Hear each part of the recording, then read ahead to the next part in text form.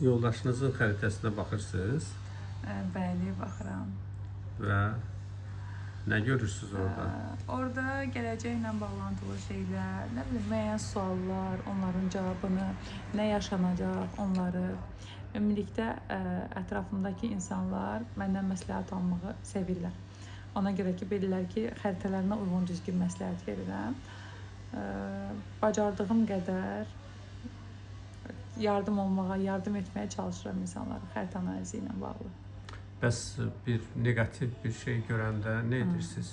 Negativ şey görəndə çox çalışıram ki, onlara o negativi olduğu kimi çatdırmayım. Çünki insan çox həssas bir belə deyim, məxluqdur. O enerji, əgər mən o insana o negativi olduğu kimi çatdırsam, onun bilinçaltını mən artıq negativdə kodlamış olacağam.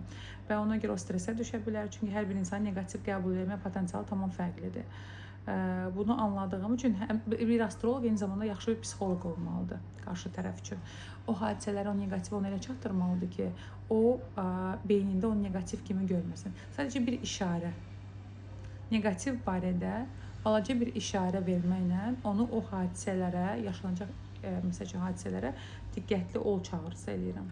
Bəs yaxşı, öz doğmalarınızdan, yəni belə bir negativ görəndə bunu nə şəkildə həll edirsiniz? Necə edirsiniz ki, onlar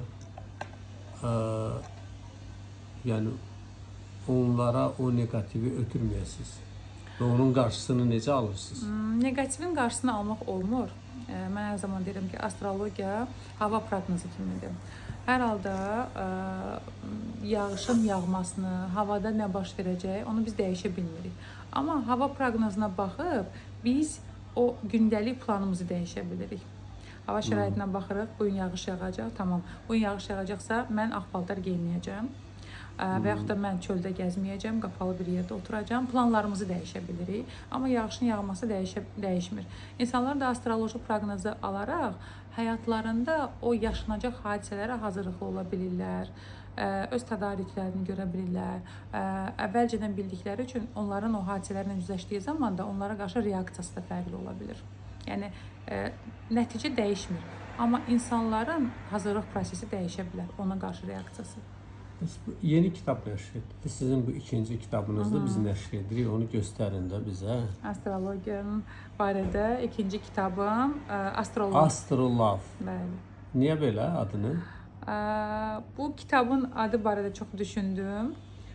Bu kitab astrologiyaya uyğun düzgün partnyor seçimidir. Partnyoru bürclərə uyğun deyil, insanın doğum xəritəsinə uyğun seçdiyimizi bu kitab göstərir. Və bu kitabın adını da əslində mən qoymadım. Çox fikirləşdim kitabın adı nə olsun. Sağ olsun, Merkuri qız bürcü 15 dərəcəsində olan bir oğlum, 9 yaşında Əmir, o kitabın adını həmən saniyədə sadəcə bir dənə mənə məzmununu soruşdu, kitabın məzmunu nədir və bir saniyə ərzində həm kitabın adını, həm hətta bu logoda bir astro göyünən love çəhrayı rəngdə olacaq və hətta bütün bu dizaynı o mənə təklif etdi ki, kitabın üz qapağı belə olsun. Afərin, mübarək olsun. Çox təşəkkür edirəm, çox sağ olun, sağ olun.